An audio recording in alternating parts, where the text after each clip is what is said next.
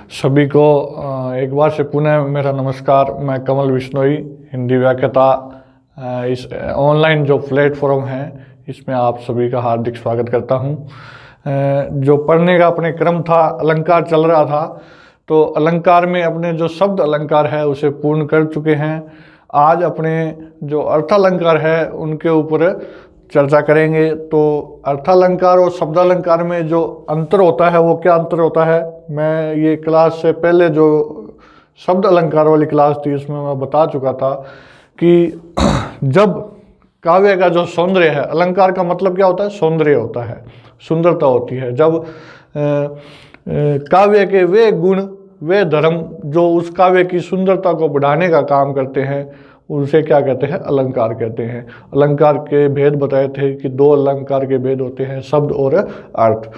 एक उभय अलंकार भी बताया था मैंने।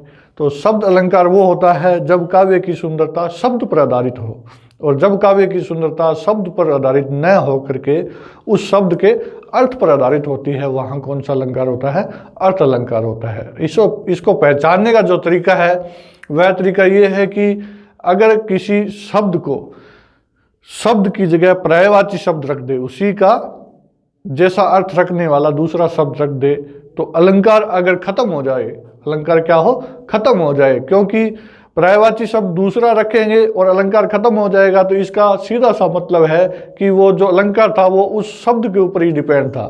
तो वो कौन सा अलंकार होगा, शब्द अलंकार होगा। और पर्यायवाची दूसरा रख देने पर भी अलंकार खत्म नहीं हो, तो इसका मतलब है वह अलंकार शब्द के ऊपर डिपेंड नहीं है, वह उस शब्द के अर्थ के ऊपर निर्भर करता है। तो अर्थ अलंकार में यही होता है। इसका मैं आपको शब्द अलंकार वाले वीडियो में समझा चुका हूँ, एक बार पुनः मैं समझा देता हूँ।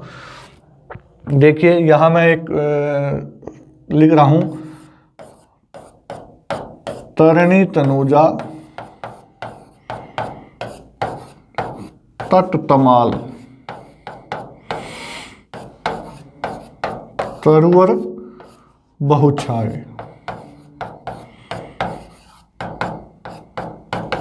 तो इसका सीधा सा मतलब है कि तरणी, तरणी किसे कहते हैं, सूर्य को कहते हैं। किसे कहते हैं, सूर्य को। तरणी तनुजा, तरणी तनुजा, तनुजा किसे कहते हैं, सूर्य की जो पुत्री है, यानी कि तनुजा मतलब क्या होता है, पुत्री।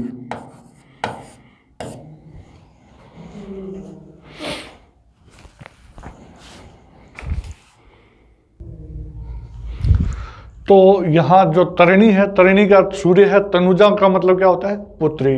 तट मतलब किनारा, तमाल तरुवर, तमाल के जो पेड़ है, तरु मतलब क्या होता है, पेड़। बहुत छाए, बहुत छाए हुए हैं, इसका ये अर्थ है।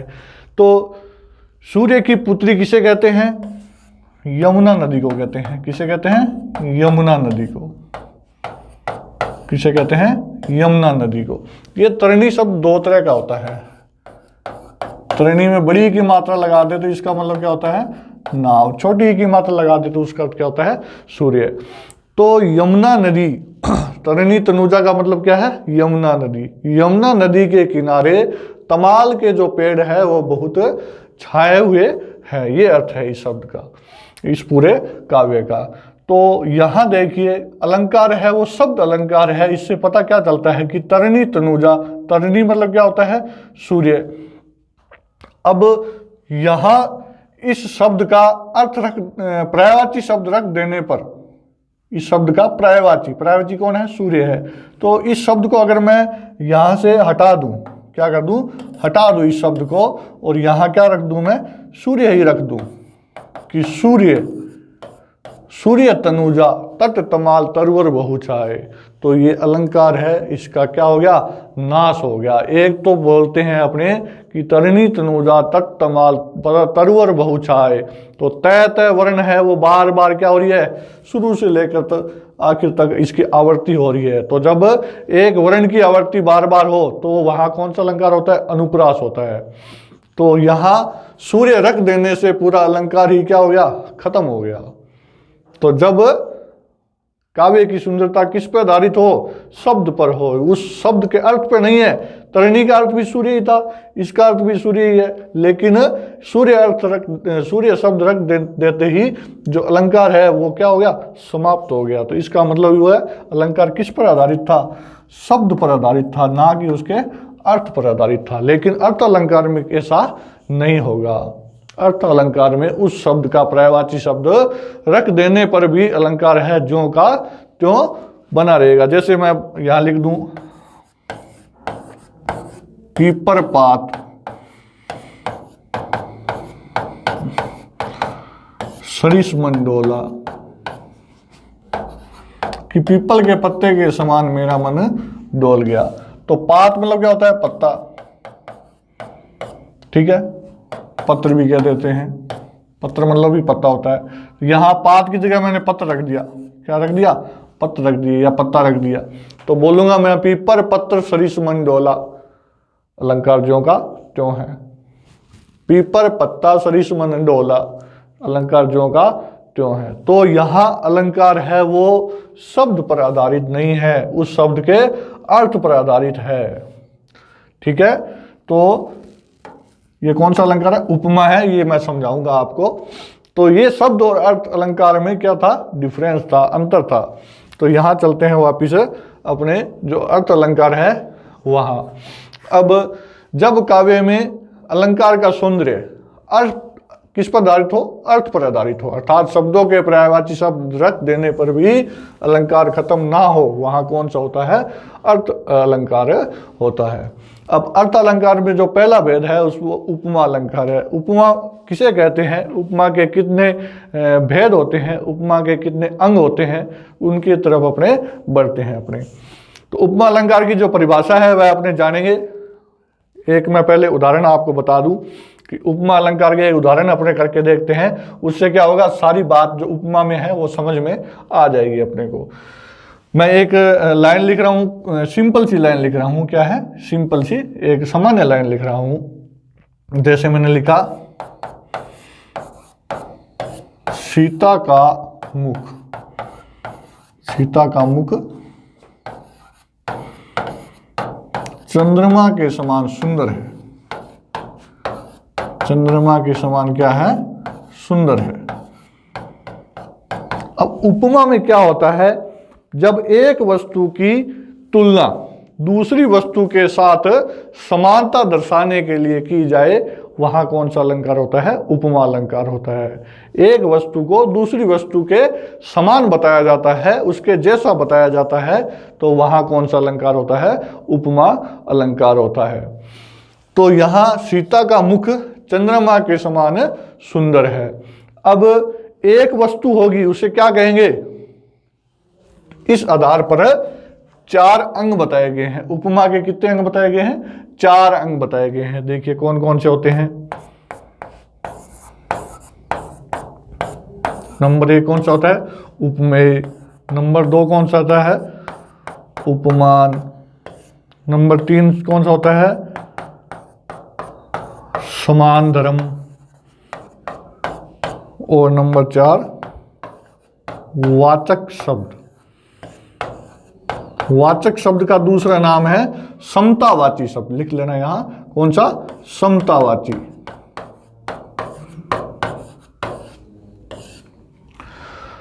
तो यहां देखिए एक वस्तु को दूसरी वस्तु के समान बताया जा रहा है।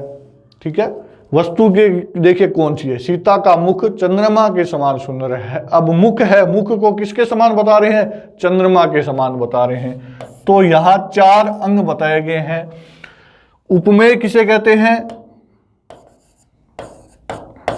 जिसे समान बताया जाए, जिसे समान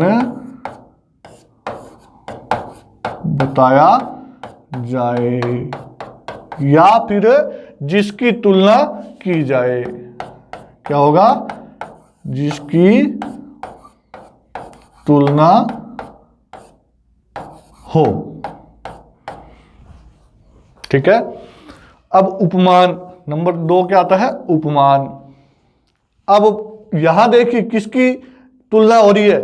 जिसे समान बताया जाए या जिसकी तुलना हो। तो मुख्य की तुलना हो रही है तो मुख्य क्या होगा, उपमेय कहलाएगा। ये क्या कहलाएगा, उपमेय कहलाएगा। अब उपमान में क्या आता है,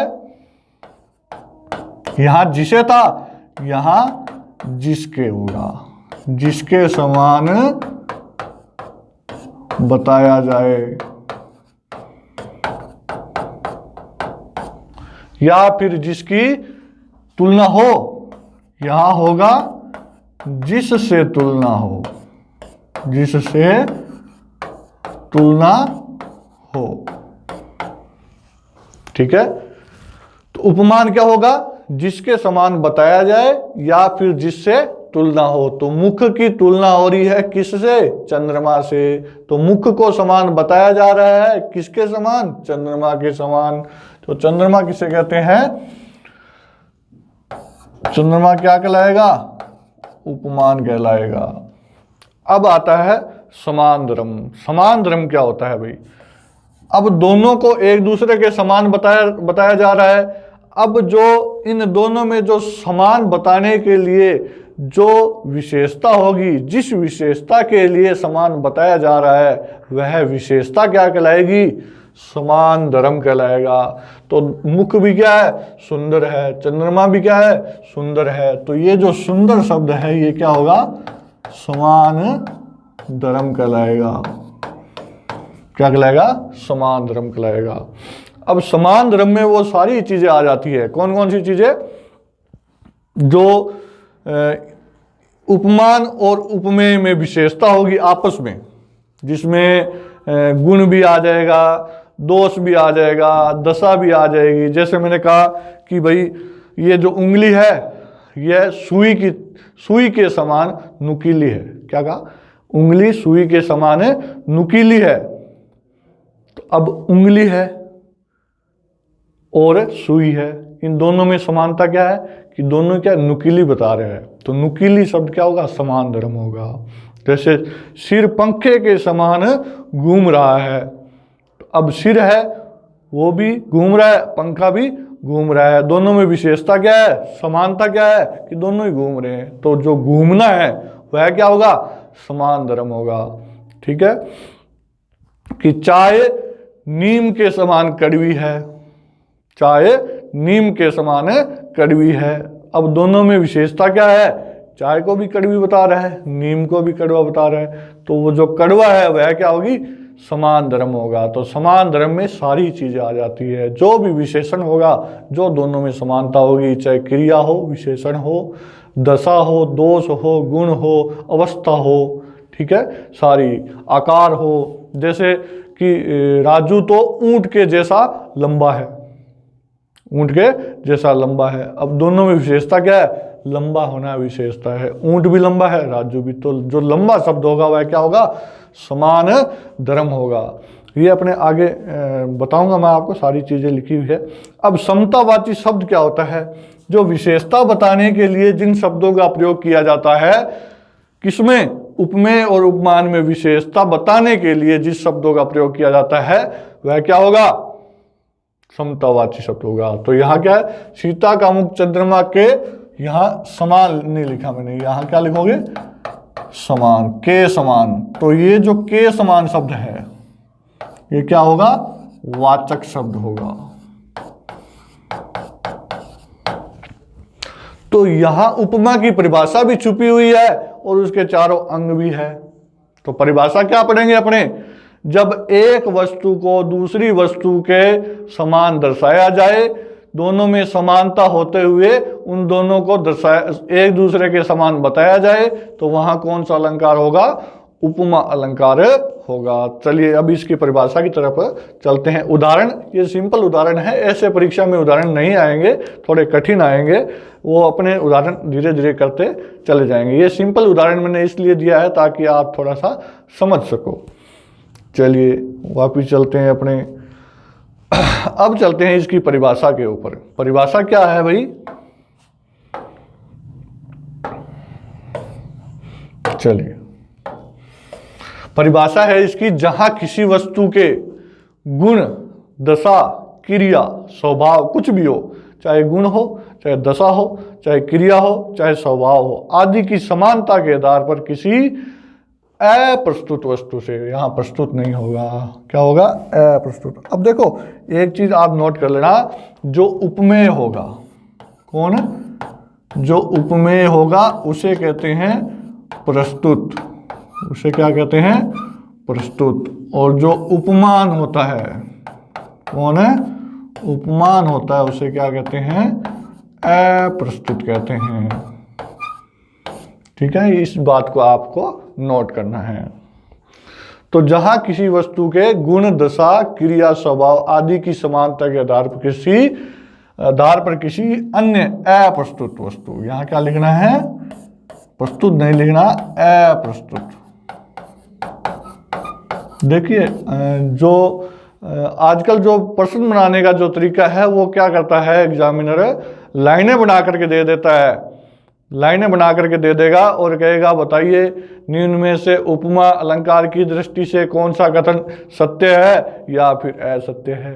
तो ऐसी लाइनें भी आपको बना करके दे सकता है कि जब एक वस्तु को दूसरी वस्तु के समान, उनमें अप्रस्तुत वस्तु, प्रस्तुत वस्तु, ऐसे उल्टा पुल्टा करके और लाइन बना देगा और कहेगा बता कौन सी सही है कौन सी गलत है। तो आपको ध्यान रखना है, प्रस्तुत अप्रस्तुत से मतलब क्या है कि जो आंखों के सामने होगी, जैसे मैंने कहा उंगली है वो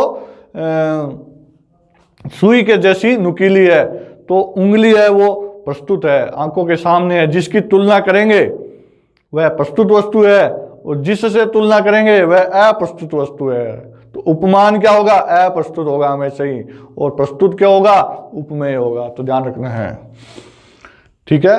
फिर आती है बात वस्तु की तुलना सादृश्य दिखाते हुए दूसरी वस्तु से की जाती है। उपमेय व उपमान में भेद होते हुए भी सादृश्य का वर्णन किया जा सकता है। यानी कि भेद होने का मतलब क्या है उपमेय और उपमान में, कि दोनों क्या है कि मुख को चंद्रमा के समान बताया तो है, तो दोनों अलग अलग भेद है, दोनों में क्या है, भेद है। उपमेय मुख अलग चीज है और चंद्रमा अलग चीज है, लेकिन भेद होते हुए भी उनमें क्या कर दे, समानता दर्शा दे, वहां भी उपमा ही माना जाता है। ठीक है, तो ऐसी लाइनें हैं परीक्षा में कभी भी आ सकती है। तो भेद होते हुए भी सादृश्यता दिखा दे, वहां भी उपमा अलंकार होता है। तो अपने को एक ही चीज याद रखनी है कि उपमा में क्या दिखाई जाएगी, समानता दिखाई जाएगी। किसमें, उपमेय और उपमान में सादृश्यता दिखाई जाएगी, समानता दिखाई जाएगी। इतनी चीजें ध्यान रखनी है। चलिए उपमा अलंकार के भेदों की तरफ चलते हैं। अंग अपने जानेंगे, अंग क्या होते हैं। तो अंग मैंने 4 अंगों का वर्णन किया था, वो 4 अंग है, यहां परिभाषा इनकी देख लेते हैं।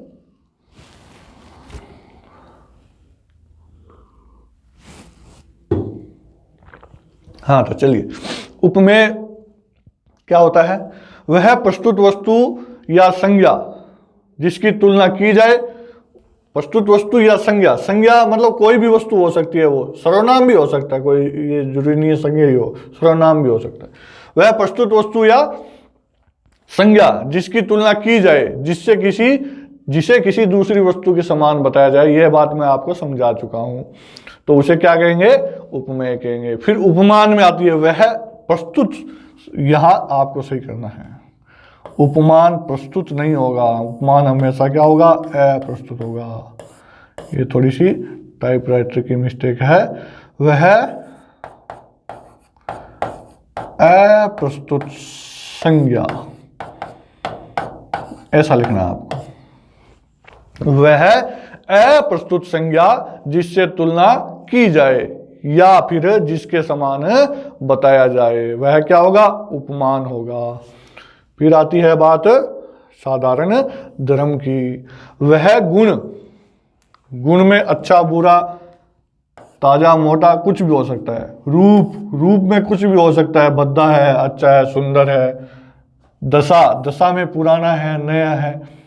क्रिया में दौड़ता है, धीमा है, कुछ भी ऐसा हो सकता है। स्वभाव में कुछ भी बता सकता है कि वह महाराणा प्रताप की तरह वीर है।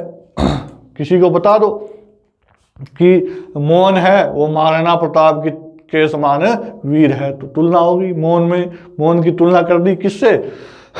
महाराणा प्रताप से। तो तुलना किस गुण में की गई? वीरता के गुण में की गई। तो वीरता क्या कहलाएगा? साधारण धर्म कहलाएगा। तो यहाँ गुण भी आ सकता है, रूप भी आ सकती है, दशा भी आ सकती है, क्रिया भी आ सकती है, स्वभाव भी आ सकता है। तो जिस विशेषता में उनको समान बताया जाता है वह विशेषता क्या होगी? साधारण धर्म होगा।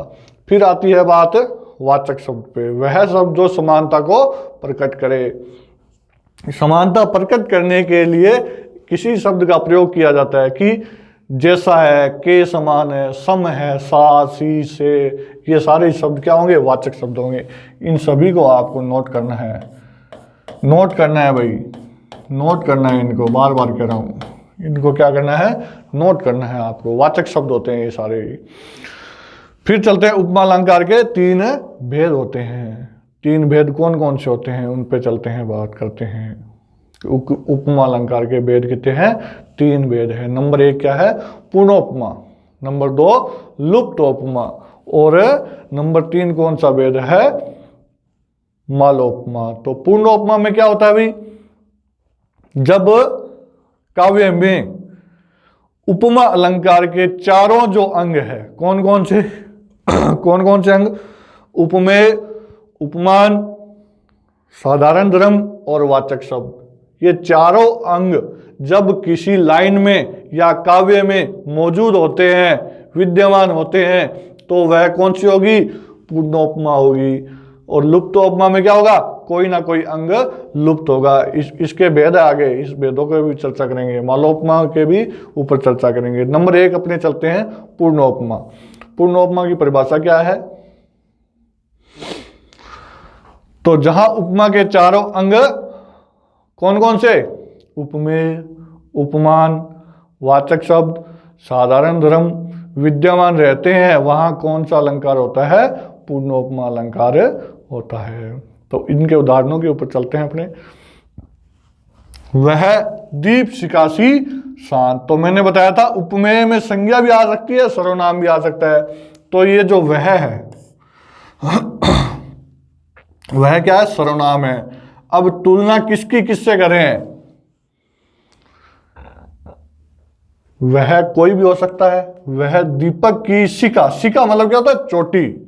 वह दीपक की चोटी के समान क्या है? शांत है। अब वह कोई भी हो सकता है। तो ये जो वह है इसकी तुलना किससे करें? दीपक की चोटी के साथ करें। तो तुलना किसकी करें? इसकी, वह की करें। तो वह क्या होगा? उपमेय। किससे करें? दीपक की चोटी से करें तो वह, ये जो चोटी है वो क्या होगा? उपमान होगा। और दोनों में तुलना करते समय क्या समानता दर्शाई? विशेषता क्या है? शांत है, वो विशेषता है। ये क्या होगा? समान धर्म। और समानता दर्शाने के लिए एक शब्द का प्रयोग किया गया, सी का। तो सी क्या होगा? वाचक शब्द होगा, वाचक शब्द। चलिए दूसरे पे चलते हैं। पीपर पात सरिस मन डोला। पात मतलब पत्ता, कि पीपल के पत्ते के समान मेरा मन डोल गया। तो पीपर किसकी तुलना किससे की? किसको किसके समान बताया गया? बताइए बताइए भाई। कि पीपल के पत्ते के समान मेरा मन डोल गया। तो मन की तुलना की किससे? पीपल के पत्ते से की, कि मेरा मन है वो पीपल के पत्ते के समान डोल गया भाई। तो मन क्या होगा? मन कौन कहलाएगा? उपमेय। उपमेय कौन होता है? जिसकी तुलना की जाती है। और उपमान होता है जिससे तुलना की जाए। तो पीपल का पत्ता है, ये क्या होगा? उपमान होगा। दोनों में विशेषता क्या है? मन भी डोला है, पीपल का पत्ता भी डोल रहा है। तो डोला, ये जो डोला है ये क्या होगा? समान धर्म होगा। और समतावाची जो शब्द होगा वो क्या होगा? सरिस। जो समतावाची शब्द लिखा रखे हैं उसमें चेक कर लेना, आपको सरिस मिल जाएगा। आगे वाला उदाहरण है, हंसने लगे तब हरि आहा पूर्णेंदु सा मुख खिल गया। ये दोनों इकट्ठे हैं। कि जब हरि हंसने लगे तो उनका मुख है वो कैसा खिल गया, पूर्णेंदु सा खिल गया। तो अब आपको देखिए पर्यायवाची शब्द जरूर याद करने हैं। काव्य को आप तभी समझ पाओगे जब आपको शब्दों का अर्थ पता होगा। तो अर्थ तभी पता होगा जब ज़्यादा से ज़्यादा आपको क्या होगा, पर्यायवाची शब्दों का ज्ञान होगा। तो पूर्णेंदु किसे कहते हैं, पूर्णिमा का जो चंद्रमा होता है उसे क्या कहते हैं, पूर्णेंदु कहते हैं। इसमें गुण संधि है, वही ध्यान रखना, पूर्ण और इंदु। इंदु मतलब क्या होता है, इंदु मतलब होता है चंद्रमा। तो किसकी तुलना किससे करें अभी, कि मुख है वो चंद्रमा पूर्णेंदु पूर्णिमा के चंद्रमा के समान खिल गया। कब, जब हरि हंसने लगे। तो मुख है, मुख की तुलना की वही किससे की है, पूर्णिमा का जो चंद्रमा है उससे की है। तो पूर्णेंदु तो कौन होगा, उपमान होगा, और मुख क्या होगा, उपमेय होगा। जिसकी तुलना करे वो उपमेय, जिससे तुलना करे वो उपमान। अब दोनों में विशेषता क्या है, खिलना है। ये क्या है, खिलना है, ये विशेषता है दोनों में। तो ये भी खिल गया, ये भी खिल गया, तो ये क्या होगा, समान धर्म। और समतावाची शब्द कौन सा होगा, सा आ गया। यहाँ देखो क्या है, सा, पूर्णेंदु सा। तो ये सा है वो वाचक शब्द है। तो देखिए सभी उदाहरणों में अपने को क्या मिल रहा है, उपमा के चारों अंग मिल रहे हैं। तो इसलिए ये कौन सा होगा, पूर्ण उपमा होगा। फिर देखिए, राम लखन सीता सहित सोहत परण निकेत, जिमी बस बासव अमरपुर सची जयंत समेत। चलिए इसको भी करके देखते हैं। कि राम लखन सीता सहित सोहत परण निकेत। सोहत मतलब क्या होता है, शोभा देना। सोहत मतलब क्या होता है, शोभा देना। परण मतलब क्या होता है, पत्ता। निकेत मतलब क्या होता है, भवन। जीबी बस बासव, बस बासव किसे कहते हैं, बासव किसे कहते हैं, इंद्र को कहते हैं। किसे कहते हैं, इंद्र को। अमरपुर, अमरपुर किसे कहते हैं, स्वर्ग को। अमरपुर किसे कहते हैं,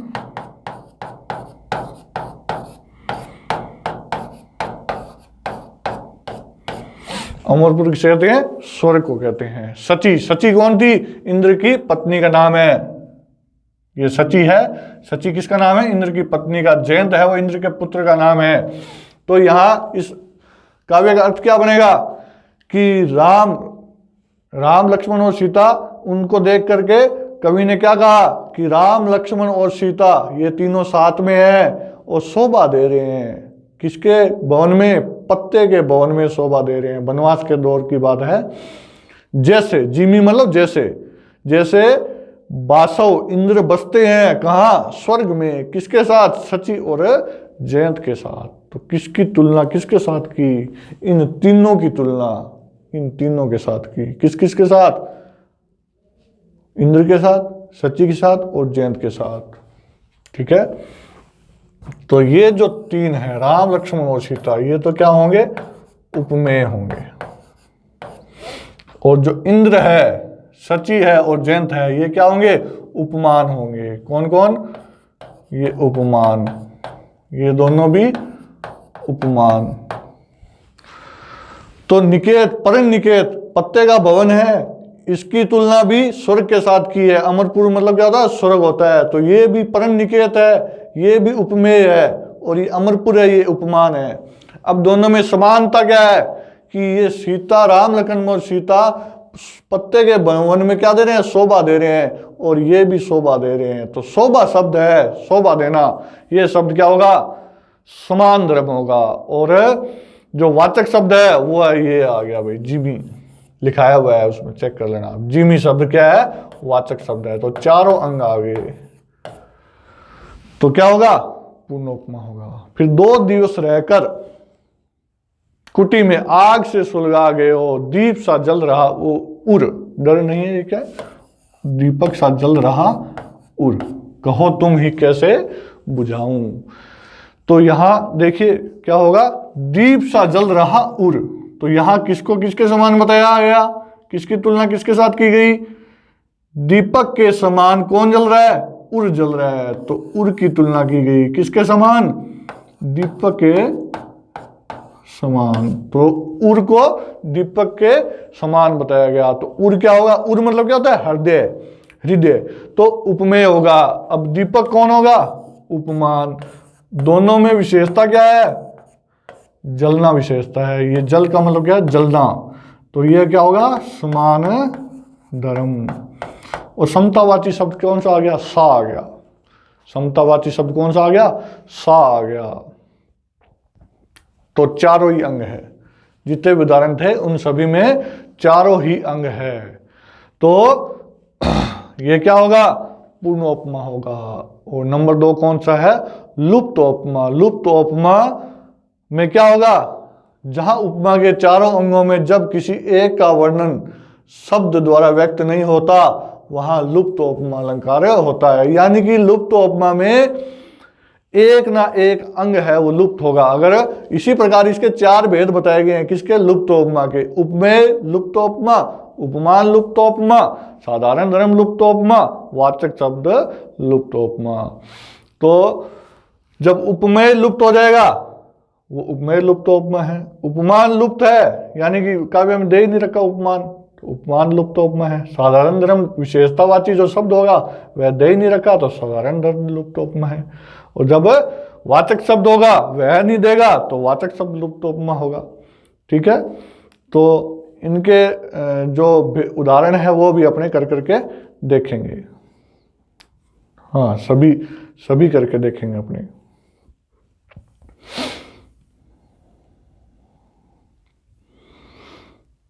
चलिए,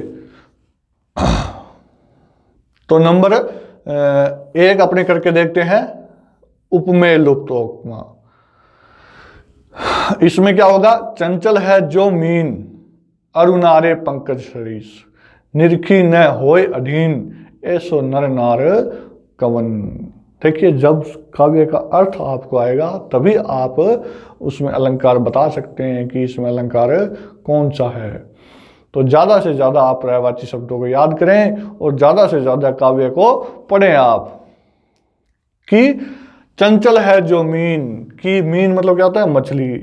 कि मछली के समान जो चंचल है, मछली के समान जो चंचल है। अरुणारे पंकज सरीस, तो अरुणारे, अरुण मतलब क्या होता है? लाल। कि वो लाल है किसके समान? कमल के फूल के समान। पंकज मतलब क्या होता है? कमल का फूल। कि जो मछली के समान चंचल है और अरुण रंग का है, कमल के फूल के समान।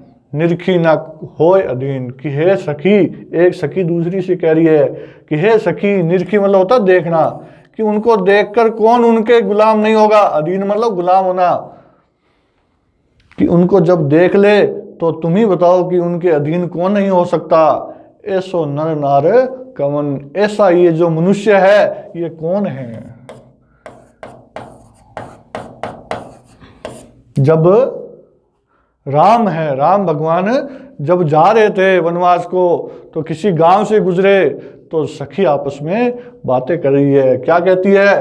कि हे सखी, इनको देखिए कि ये चंचल है, जैसे मछली के समान तो ये चंचल है, और पंकज मतलब कमल का फूल के समान ये अरुण है, और जब इनको देख लेती हूँ तो तुम ही बताओ कि इनको देखने से इनके अधीन कौन नहीं हो सकता।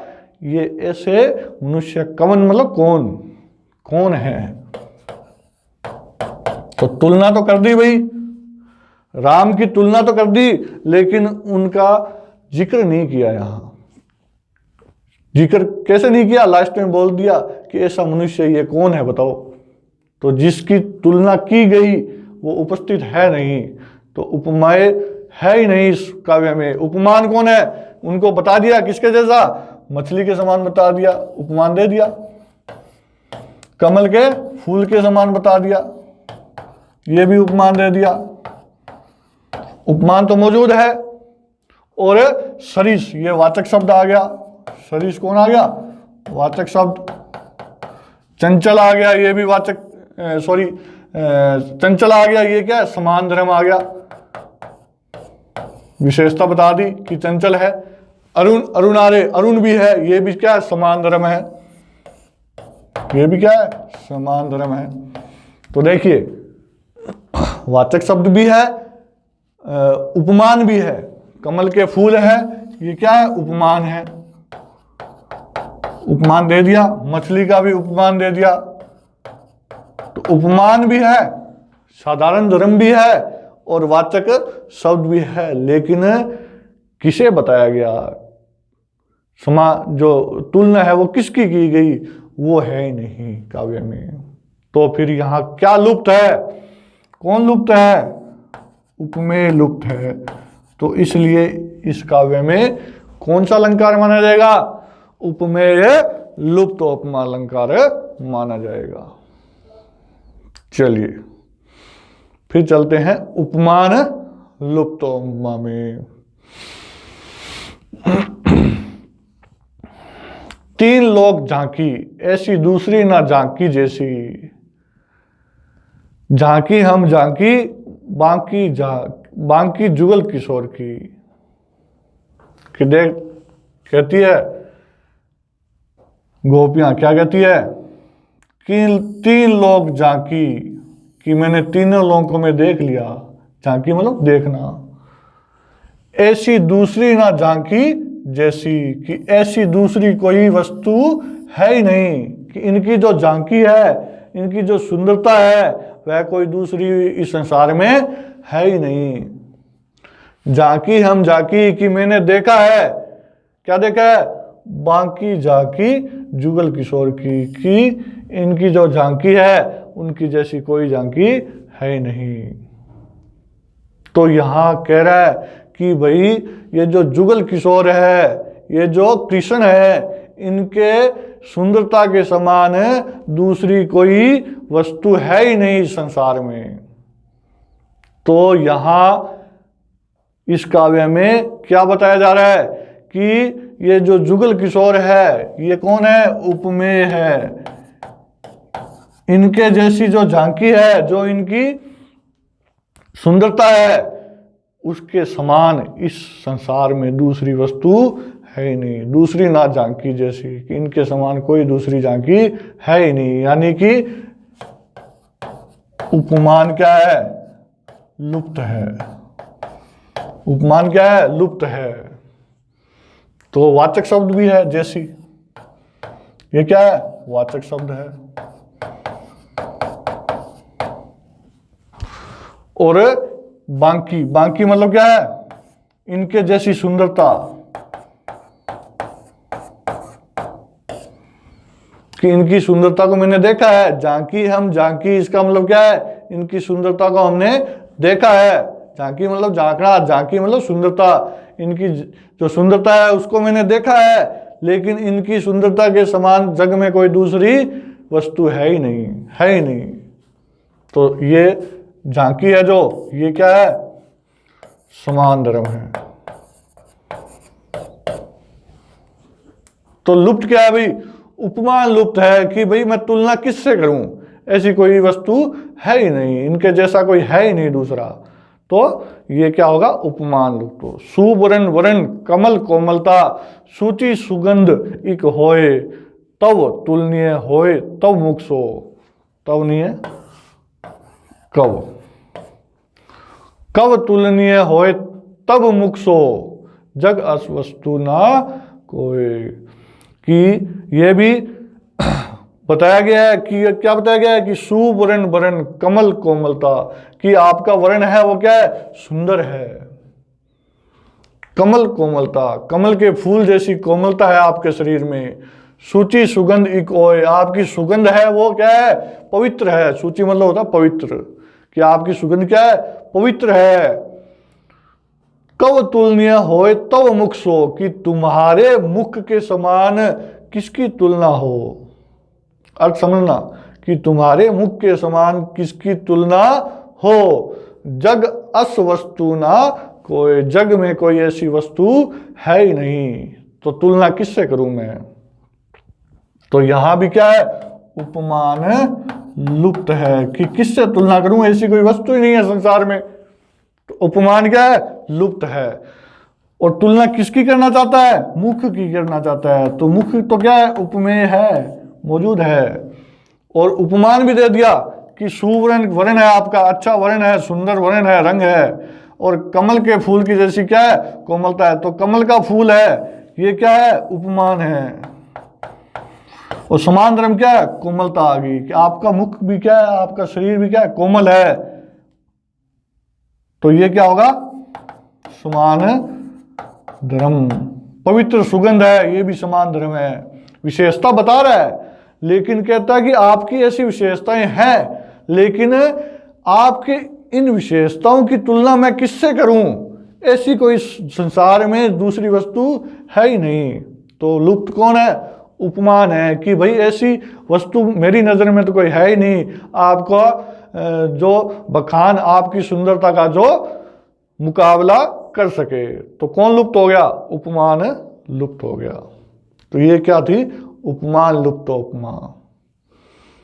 चलिए, धर्म लुप्त उपमा। धर्म लुप्त उपमा में क्या होगा कि जो विशेषता होगी वह लुप्त होगी, उपमान भी होगा, उपमेय भी होगा, वाचक शब्द भी होगा, लेकिन जो विशेषता होगी वह नहीं होगा। जैसे देखिए, कोटि कुली सम वचन तुम्हारा, इसको देखिए।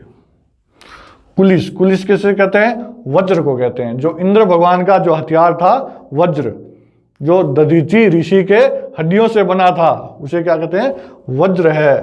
तो करोड़ों वज्र के समान तुम्हारा वचन है। जब लक्ष्मण ने क्या किया, परशुराम संवाद तुलसीदास का पढ़ा होगा आपने। जब लक्ष्मण ने क्या कहा, परशुराम को कुटिल वचन गए, तो फिर परशुराम ने कहा कि कोटि कुली सम वचन तुम्हारा, कि तुम्हारा वचन है वो करोड़ों वज्र से भी वज्र के समान है। जो तुम्हारा वचन है लक्ष्मण का, वो करोड़ों वज्र के समान है। अब देखो, वचन है वो तो क्या है, उपमेय है, क्योंकि वचन की तुलना की जा रही है किससे, करोड़ों वज्र से। तो ये जो कुलिस है ये तो क्या है, उपमान है। समतावाची शब्द भी है, सम, ये क्या है, समतावाची या वाचक शब्द भी है। लेकिन अब ये नहीं बताया, विशेषता नहीं बताई, किसमें, वचन में और वज्र में। अगर यहां ऐसा लिख दे, कोटि कुली सम कठोर वचन तुम्हारा, तो ये क्या हो जाता, पूर्णोपमा हो जाता।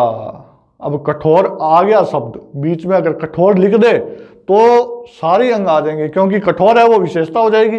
वचन भी कठोर है और वज्र भी कठोर है, लेकिन यहां विशेषता क्या है, गायब है। तो यहां क्या होगी, धर्म लुप्त उपमा होगी। विशेषता को ही धर्म कहते हैं। पानी केरा बुदबुदा अस मानुष की जात, कि मनुष्य का जो जात है, मनुष्य का जो आयु है, वो पानी के बुलबुले के समान है। केरा, केरा क्या है, अभी लिखाया था मैंने, उसमें लिख रखा है। केरा क्या है, वाचक शब्द है। ये जो मनुष्य की आयु है, ये क्या है, उपमेय है। इसकी तुलना किससे करें, पानी के बुलबुले के साथ करें। तो ये क्या है, उपमान है। लेकिन जो विशेषता है, क्षण भंगुरता है, क्योंकि बुलबुला भी क्या होता है, क्षण भंगुर होता है, और मनुष्य का जीवन भी क्या है, क्षण भंगुर है, कब पता नहीं वो फूट जाए। तो फिर जो क्षण भंगुरता, ऐसी कोई विशेषता दर्शाने वाला शब्द काव्य में है ही नहीं, तो फिर क्या होगा, विशेषता है ही नहीं, तो धर्म लुप्त उपमा होगी। ठीक है। अब देखो, जो झरते फूलों पर देता निज चंदन सी ममता बिखेर, तो किसकी तुलना किससे की गई, चंदन के समान ममता। तो ममता है जो प्यार है, प्यार की तुलना किससे की गई, चंदन के समान की गई। अब सी भी है, ये ममता है, ये उपमेय है, चंदन उपमान है, लेकिन चंदन और ममता में विशेषता दर्शाने वाला कोई शब्द नहीं है कि चंदन सुगंधित है, चंदन पवित्र है, ऐसा कोई शब्द है ही नहीं। तो वहां क्या होगा, धर्म लुप्त। फिर देखिए यहां, नहीं लगनी कुल की सकुच विकल भई अकुलाई, विकल भई अकुलाई, दूहों और ऐंची फिरती, फिरकी लो दिन जाई। ये जो काव्य है ये सेकंड ग्रेड भर्ती में पूछा जा चुका है, ठीक है। और वहां भी पूछा था कि इसमें बताओ किस प्रकार की लुप्त उपमा है, ये पूछा था वहां। तो आपको क्या है, काव्य के अर्थ आने चाहिए। अर्थ कब आएंगे, जब ज्यादा से ज्यादा अध्ययन करेंगे। आप ज्यादा से ज्यादा अध्ययन करेंगे तब जाकर के अर्थ आएगा। इस काव्य में क्या क्या क्या बताया गया है कि नई लगनी, नया लगन है, नया प्रेम है। क्या है, नया प्रेम है। जब कोई सखी है वो दूसरी सखी से कहती है कि भाई मैंने नया प्रेम किया है, अभी अभी प्रेम किया है, नई लगनी कुल की सकुच, लेकिन मुझे क्या है, कुल का संकोच है। मेरे कुल है जो, उसका मैं संकोच भी करती हूँ, प्रेम करती हूँ अपने प्रेमी से, लेकिन मुझे क्या है, मर्यादा है। किसकी, अपने कुल की, अपने वंश की मर्यादा भी मेरे दिमाग में रहती है। विकल भई अकुलाई, मैं व्याकुल हुई घूमती फिरती हूँ। क्या है, नया प्रेम है, लेकिन साथ में क्या है, वंश जो आपका कुल है उसका संकोच भी है उस प्रेमिका को। इसलिए मैं क्या करती हूँ, व्याकुल होकर के घूमती रहती हूँ। दूह और ऐंची फिरती, कि दोनों तरफ खींचती हुई घूम रही हूँ। एक तरफ तो मुझे मेरा प्रेम खींचता है और एक तरफ मुझे क्या है, मेरे कुल की जो मर्यादा है वो खींचती है। और इस खींचतान में जो दिन है, ये दिन किसके समान चले जा रहे हैं, फिरकी के समान चले जा रहे हैं। जैसे फिरकी घूमती है इस प्रकार से वो दिन भी निकल जाता है और पता ही नहीं चलता है। तो यहां देखो आखिर में जाकर के अलंकार निकला है, आखिर में जाकर के लो। ये लो समतावाची शब्द है, भाई लिखा रखा है मैंने, इसलिए तो मैंने कहा नोट करना है आपको सारे शब्द जो समतावाची शब्द लिखाए हैं। लो क्या है, वाचक शब्द है। लो क्या है, वाचक शब्द है। फिरकी के समान दिन जा रहे हैं, तो किसकी तुलना किसके समान की, दिन की तुलना। दिन कौन है, उपमेय है। दिन की तुलना की गई किससे, फिरकी के समान, तो ये उपमान है। फिरकी क्या है, उपमान है। अब जो समान धर्म है, जो फिरकी और दिन के मध्य जो विशेषता दर्शाने वाला शब्द है कि फिरकी के समान दिन जल्दी जल्दी चला गया, फिरकी के समान तेज चला गया, ऐसी कोई विशेषता इस काव्य में नहीं बताई गई। अगर ऐसी लिखा होता कि फिरकी के समान दिन तेज तेज चला गया, ऐसा कोई शब्द होता जिससे अपने को पता लगता कि इन दोनों में विशेषता है ये, कि फिरकी भी तेज घूम रही है और दिन भी जल्दी जा रहा है, ऐसा कोई शब्द है नहीं। तो फिर क्या होगा, क्या होगा, धर्म लुप्तोपमा होगी। क्या होगा, धर्म ने लुप्तोपमा। ठीक है भाई, क्या होगी, धर्म लुप्तोपमा होगी। क्योंकि धर्म और विशेषता एक ही बात होती है। जब विशेषता नहीं है दोनों के मध्य, तो धर्म ही नहीं है। चलिए समझ में आ गई होगी आपको बात। फिर चलते हैं वाचक लुप्तोपमा की तरफ। वाचक शब्द में क्या होगा, ये जो वाचक शब्द मैंने लिखाए थे आपको, कहाँ है भाई वाचक शब्द, हाँ ये जितने भी वाचक शब्द है, ये देखो लो मैंने बताया था अभी थोड़ी देर पहले, फिर की लो दिन जाई, जितने भी वाचक शब्द है इनमें से अगर काव्य में एक भी है नहीं, बाकी 3 अंग तो है उपमा के लेकिन ये नहीं है, तो फिर वो वाचक लुप्तोपमा होगी। जैसे कुलिस कठोर सुनत कटुबानी, अब देखो इसके जैसा ही दूसरा था, कोटि कुलिस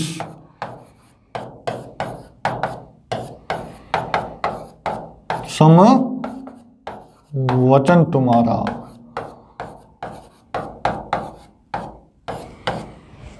अंतर देखो दोनों में, आप चेक करो खुद, अर्थ देखो क्या है। कुलिस कठोर सुनत कटुबानी, कुलिस के समान कठोर कड़वी बानी सुना। बानी मतलब क्या होता है, वचन। कुलिस मतलब क्या होता है, कठोर। कुलिस मतलब क्या है, वज्र, कठोर, जो कठोरता होती है उसमें। तो किसकी तुलना किससे करी? वचनों की तुलना वज्र से की गई। तो वचन क्या है? उपमेय है। वज्र क्या है? उपमेय है। किसके साथ की गई? वज्र के साथ की गई। तो वज्र क्या कहलाएगा?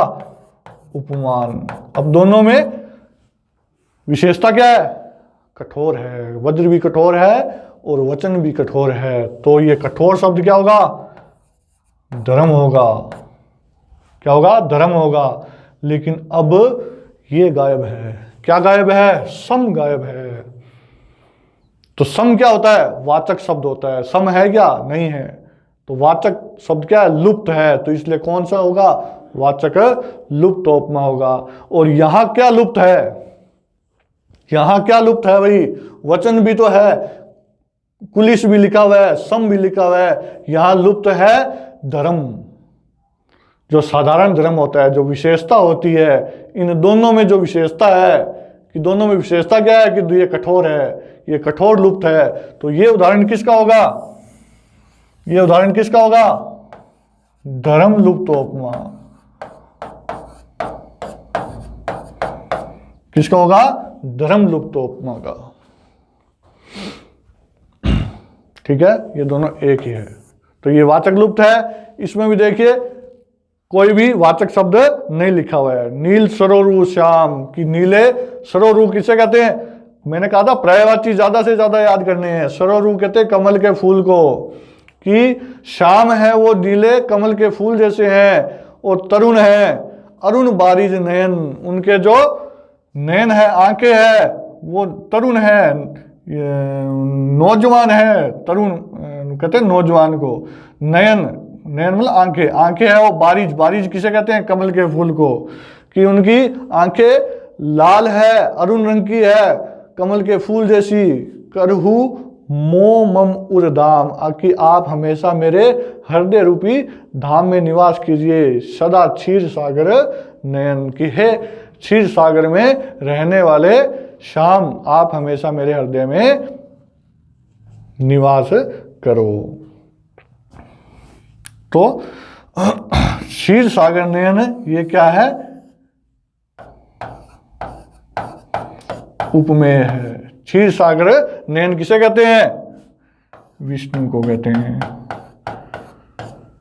क्षीर सागर नयन किसे कहते हैं? विष्णु को कहते हैं। इनकी तुलना क्या कैसा बताया गया? ये श्याम भी है, क्या है? श्याम भी तो उपमेय है। श्याम को क्या बताया गया? नीले कमल के फूल, कमल के पुष्प जैसा। तो श्याम उपमेय है। ये जो कमल का फूल जैसा बताया गया, ये उपमान है।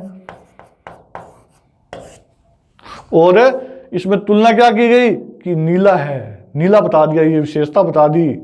नीला क्या है? विशेषता बता दी कि नीला कमल का फूल भी है। और श्याम यानी कि कृष्ण है वो भी नीले हैं, विष्णु है वो भी नीले हैं। तो नीला है जो नील, इसका मतलब क्या है? ये धर्म है, समान धर्म है ये। अब जो वाचक शब्द है वो नहीं है पूरे काव्य के अंदर। तो कौन सा होगा? वाचक लुप्त उपमा होगा। चलिए आगे चलते हैं।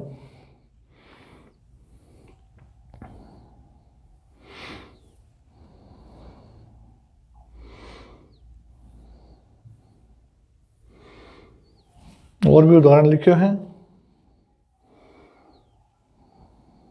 हाँ, ये क्या है? इति नहीं, ये रति है। रति रमणीय मूर्ति राधा की। रति रमणीय मूर्ति राधा की। रति मतलब क्या था? सुंदर। कि जो राधा की मूर्त है वो रति, सॉरी, सुंदर, सुंदर भी होता है रति। लेकिन यहाँ रति किसके लिए आया है? जो कामदेव की पत्नी है उसके लिए आया है। कि रति के समान रमणीय है। किसकी मूर्ति रमणीय है? किसकी? राधा जी की। तो रति सुंदरता को कहते हैं, लेकिन यहाँ किसके लिए आया है? कामदेव की पत्नी के लिए आया है। तो कामदेव की पत्नी का नाम था रति। तो यहाँ देखिए कौन सी लुप्त उपमा है इसमें? तो रति के समान रमणीय बताया गया है किसको? राधिका की जो मूर्ति है। तो राधा की जो मूर्ति है ये तो क्या है? उपमेय है। और रति है वो क्या है? उपमान है। और रमणीय है ये क्या है? समान धर्म है। लेकिन जो वाचक शब्द है वो नहीं है। वाचक शब्द नहीं है तो फिर कौन सी होगी ये? वाचक लुप्तोपमा का उदाहरण है ये भी। चलिए आगे अपने पढ़ते हैं। उपमेय लुप्तोपमा।